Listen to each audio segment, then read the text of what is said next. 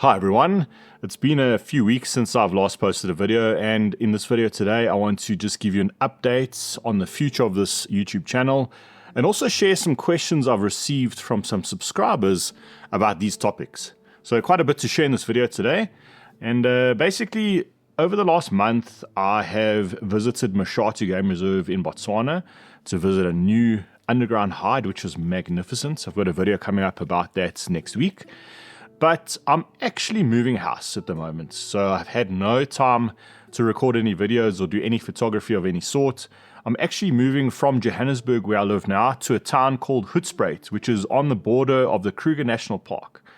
So what that is going to allow me to do is to create content in one of the best game reserves, in my opinion, in Africa.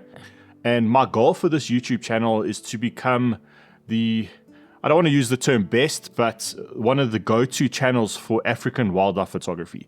And because I'm going to basically be living in the bush, I have access at any time I want to a Big 5 game reserve, which is, to create content is magnificent. So I've got some very interesting new projects coming up, which I can't really talk about at the moment, but that is very exciting. I'm also starting some photographic safaris next year. I've got 2 dates scheduled to the Masai Mara in Kenya for September.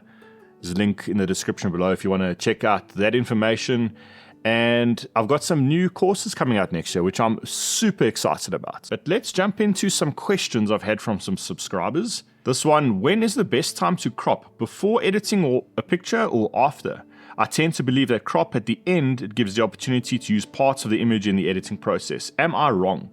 Can you please explain here or in one of your future videos? So my opinion about cropping is it depends. So if you are editing in Lightroom, if you're editing a RAW file, you can crop at any time.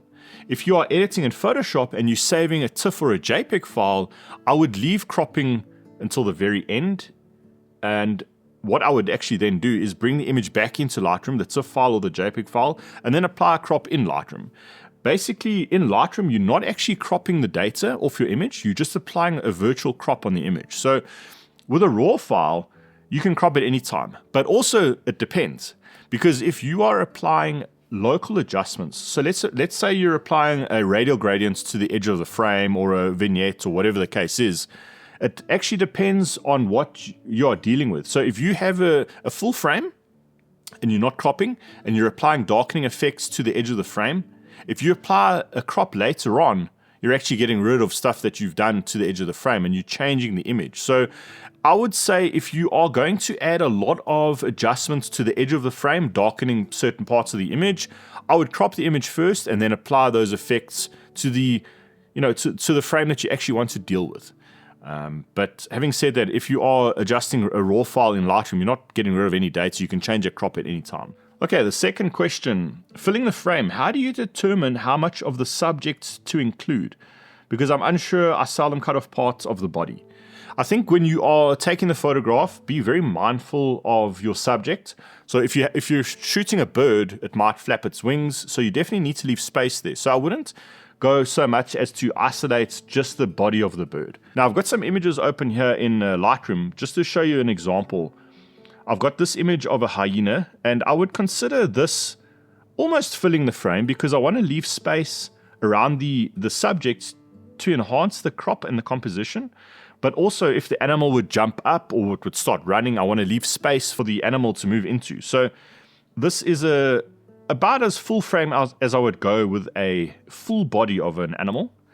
In this image, I went to 500 millimeters for these 2 elephants. The interaction here was great. So I could have zoomed out to get the whole body in, but now I've chosen to zoom in to fill the frame with what I'm considering the main part of the story. So I wish I had zoomed out slightly here because I've cut off the left side of this ear here, and I think clipping off a part of the subject is not ideal. But I would say this is probably too close to filling the frame. I would like to have zoomed out a little bit there. On this image, I've filled the frame with the elephant's head, and I would say this is about as far in as I would go as well. I would probably have liked a little bit of space at the bottom, but I think the top is fine, and on the right-hand side, on this ear here, is also fine. The next question, usually in editing tips, we hear that we need to fix the white point and the black point, your approach is different because you often increase the black point. Why do you think this technique is better? So, very simple.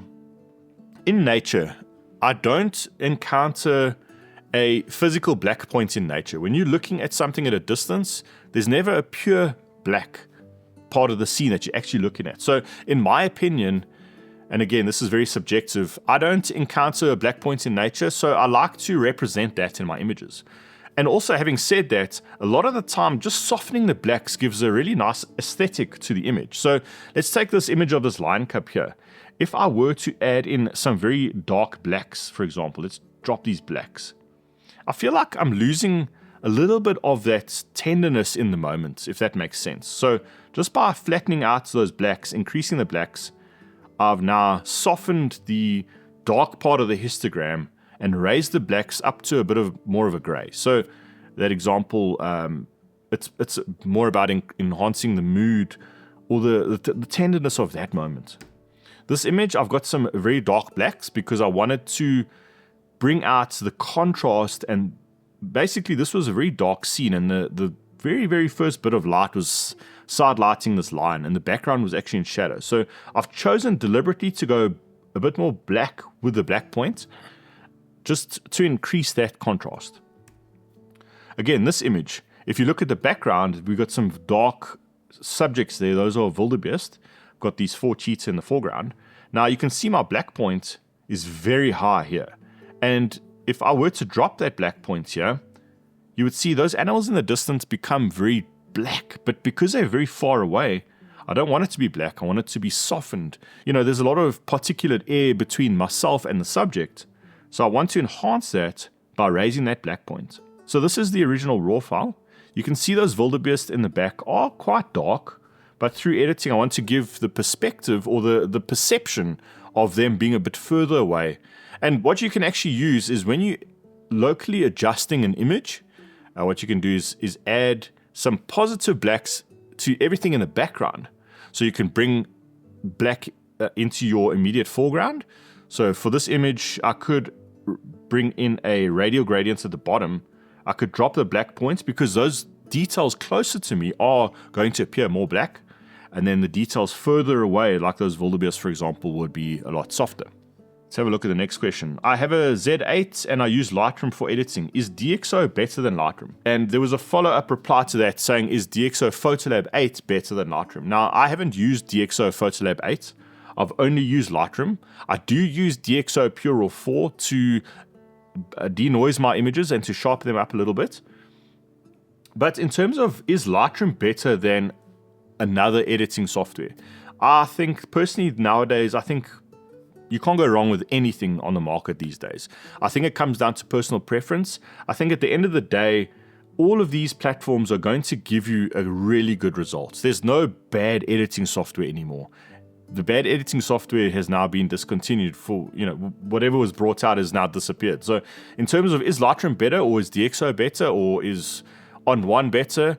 I would say they're all very much the same. I suppose it's more the interface or the approach to editing that each different software gives. I love Lightroom. It's the industry standard, and I accomplish all of my goals with Lightroom. So is something better than Lightroom? Maybe. I haven't used a lot of other software, but I think they're all just as good as each other at the end of the day, and it's just about what sort of interface you prefer. I have real difficulty dealing with color casts when processing, usually green or magenta, but white balance adjustments don't seem to fix them. I usually have to go into some sort of color balance or local HSL adjustments to try to fix. Usually bird images I'm referring to. Any tips on good fixes for color casts would be greatly appreciated. So white balance can be a tricky thing to deal with. I think if you start editing an image and you adjust the white balance and you are struggling, I would get the white balance to closely represent what you want. But also, having said that, when you start editing an image and adding color and changing contrast and adding local adjustments, your image is going to change. So often I will leave the white balance as it was to start. I would go through the editing process and then go back to white balance near the end. So let's take this image for example. I haven't edited this image, but let's just do a quick white balance adjustment just to get it roughly where I want it to be very quickly. So let's just say that was my starting point. Now, if you increase the vibrance and increase the saturation, you can see it's very yellow and sort of orange, and you might not want that. Sometimes increasing that vibrance and saturation will push the colors to an intense state to help you determine a better white balance. So I'm going to drop down the temperature here and increase the magentas, and I think the warmth is okay. I think the color of the warmth is not great. So I'm just going to change the tint. Maybe around about there. So let's drop the vibrance and saturation. And that might be a slightly better white balance adjustment. So again, there's no quick fix to an image that is a tricky one to adjust in terms of white balance. But my suggestion is to go through with a full edit and then go back to white balance. But having said that, you can't always rely on white balance to fix the image for you. You might need to go into the color mixer or color grading. You might need to adjust the colors of the highlights, adjust the colors of the shadows independently. It all depends on what type of image you're dealing with. The last question, when you crop only parts of the animal, like the lioness, how do you decide how much of her to get rid of or to cut away? Let's take this hyena, for example. If I were to crop this image, let's say I wanted to get rid of some parts of the body and I want to change the composition. Let's say I want to crop it vertical, for example. How much of the body should you crop away, or parts of your subject, how much should you crop away? I would say don't clip, but chop. So, and what I mean by that is, let's just crop this image here.